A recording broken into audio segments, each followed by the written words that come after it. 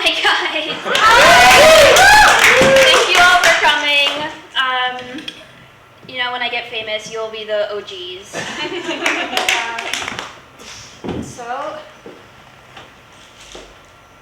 And also, happy post-Halloween. I guess it's still Halloween, if you're into that. Halloween weekend! Woo! Okay. This is all part of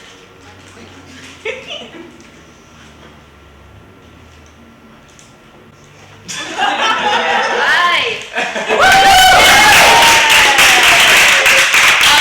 Welcome to my second ever neurotic hour.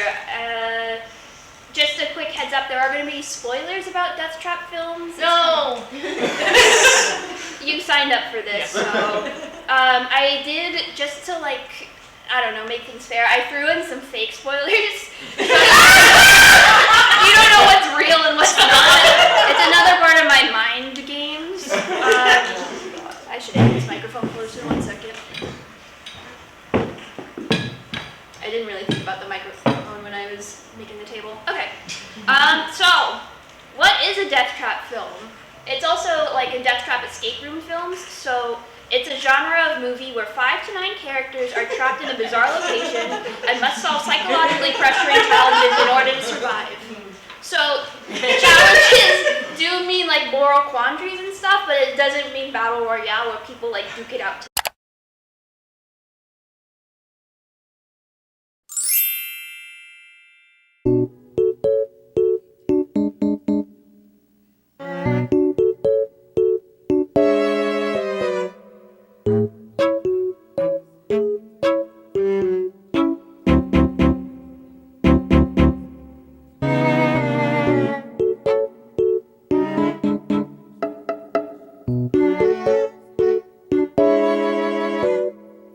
Step 0 is to not be a bad person, because the easiest way to not participate in a Death Trap game is to not get kidnapped, for one. So the masterminds behind these sorts of things have one of two motives. There's either revenge against society, or against personal grudges, or it's for the evil Twitch people on the dark web, they want it for entertainment, sure. So being a good person does solve both of these things. No one will want revenge against you if you're a good person. That Jigsaw won't test you in a death trap if he thinks you're unworthy of life or whatever. Mm-hmm. And good people are boring, so the audience won't want to see you do stuff, and then there's no incentive to kidnap you, basically. This does include, however, though, you can't know a bad person or else you'll be used in that revenge. And also, Saw, he kidnapped a dude and tested him in a death trap just because he smoked cigarettes, so use that to calibrate him for moral compass. But alas, there's in the Cube movies, there's really no reason you end up in the Cube. They just wake up there and it's a giant cube with death traps in every other room. So don't worry though, if that happens to you, we have contingencies. So the first step is to not panic. It's to take a look around and see who you're trapped with. In terms of men, there are 5 archetypes. There's the old guy who, if he's not the mastermind, he's definitely got something bad going on. There's the smart but greedy guy who will make it to late game, but he'll always somebody will die for him to make it to late game, so you don't want to work with him. There's the aggressive guy who will kill somebody but won't make it to end game, so it doesn't matter. Don't work with him. There's the guy who is nice, but he's not taking it seriously, and then he's kind of the one who dies first to set the stakes and make everyone realize oh wow, this is actually deadly. And then there's the loner guy who definitely has some sort of secret going on, but he's chiller than the rest of them, and we can take what we can get, right? So in terms of women, we have these 5 archetypes. There is the vain girl. I'm not judging, I'm just saying. There's the cold girl. There's the final girl who's the only genuinely nice one. There's the one bitch girl who seems nice, but it turns out she's an accomplice to the murder or masterminding stuff.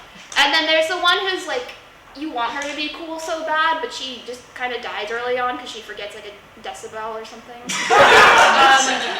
then I also kind of want to call out the bitch characters, so they do have a higher survival rate than some of the other archetypes, but I was like looking through, and it turns out like they're all accomplices because of a man. And like I think we can really just like step it up, ladies, if we want to run murder death traps. I think look into your heart and find your own personal reason, and then go run it, girl.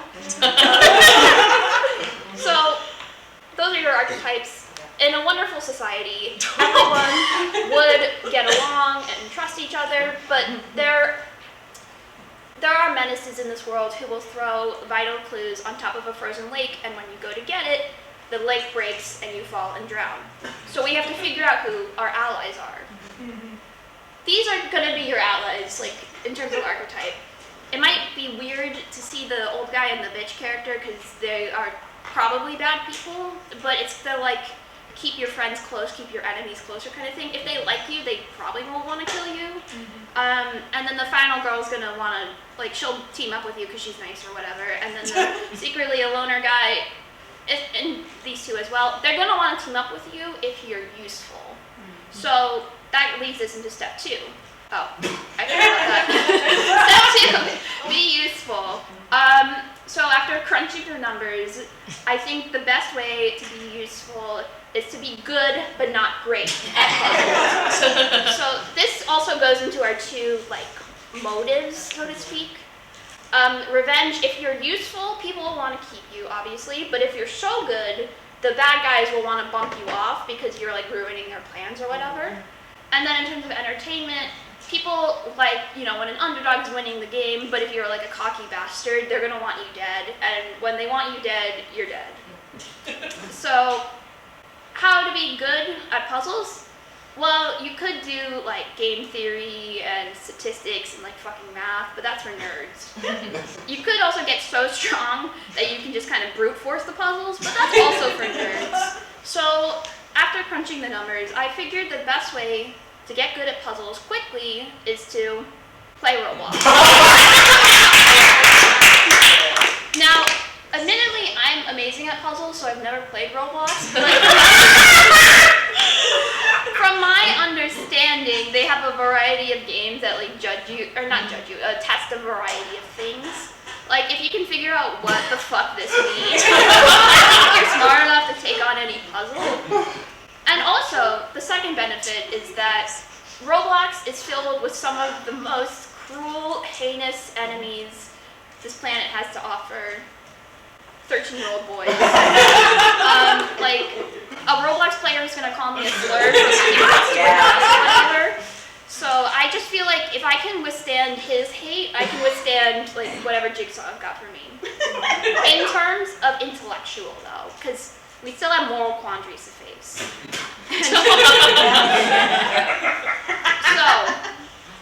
So, for example, in the movie Judge, they have to vote which person deserves to die, and that is obviously a hard decision to make.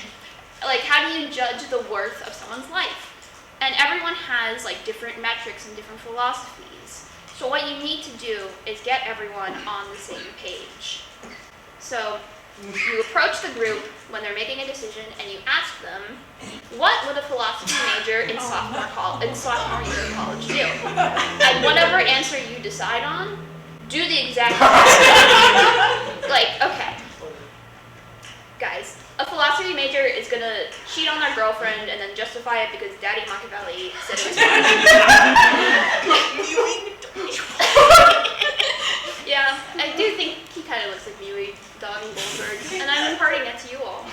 A philosophy major is going to try and explain the Lacanian mirror stage to you, and try and prove their superiority. They're not going to know what that is. I studied it in college, and I don't know what it is.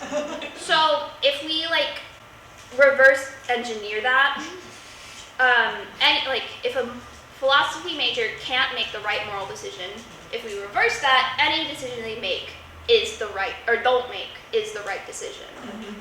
So that's kind of the metric. And look, if the group still kind of want to vote you off as a sacrifice, Just start crying. I think if you appear pitiful, it won't change everyone's minds, but it'll like sway one or two people.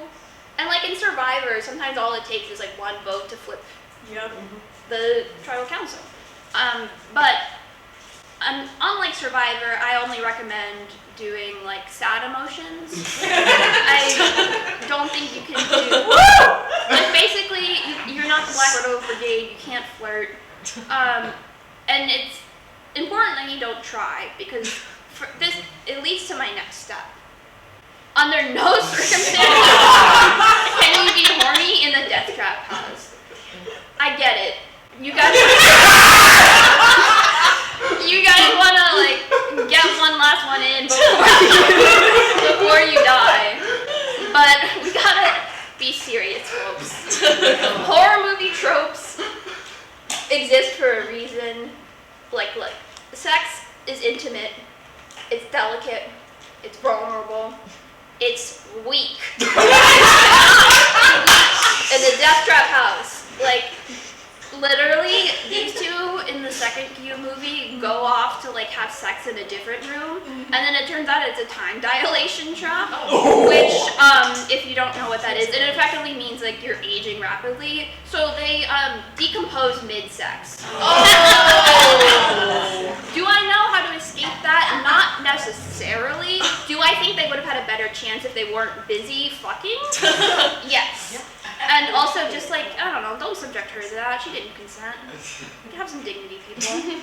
So, yeah, if you're feeling some type of way in a death trap house, just like take a huge sniff and remind yourself that there are rotting corpses there, and that should hopefully set you straight. And congratulations, you followed steps 1 through 4. You've assessed. You found your crew. You've played Roblox. You've like debated philosophy or whatever, and you've sniffed rotting corpses. There's just one more step y'all have to do. You're gonna have to accept that you're probably gonna die in the death house. Yeah, I'm sorry. I don't want to be a Debbie Downer, but I gotta keep it real. I did a not that careful look into like who gets trapped inside and who makes it out. And effectively, you have like a 1 in 4 chance of dying, or of surviving, sorry. Which is kind of better than I thought it was gonna be, but it is also like 8 people in, 2 people out. That's not great. And I haven't even talked about the like movie where they're stuck in hell and they can't escape ever. I don't know how to like account for that. So you gotta like just face facts, folks. It is in some way kind of messed up that these films are all about like humanity devolving into base paranoid instincts, and betraying each other seems to be the only way to survive. This is just an observation I made.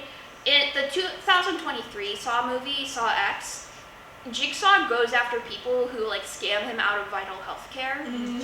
I don't really have anything else to say about that. I just thought that was interesting to note. I don't know, it's just like, there's a bunch of fucked up, grotesque little traps that we're like desperately into seeing. What does that say about society?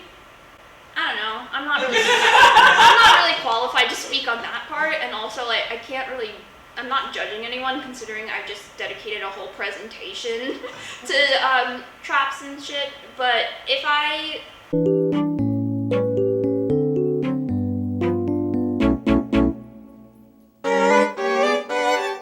approach each other with trust and shit, you could actually cooperate, which could actually increase your chances of survival. Shocking, I know. And like, I'm not advocating for people to be like nice to everyone blindly, but like just maybe do form a team, because if somebody like tries something, then you have a team to back you up. So, and like, I don't know, if you're gonna die either way, I'm sort of the opinion that I would like to die a good person, at least. I don't know, like the thought of just like sacrificing all these people just to not make it out, that's a real bummer, dude.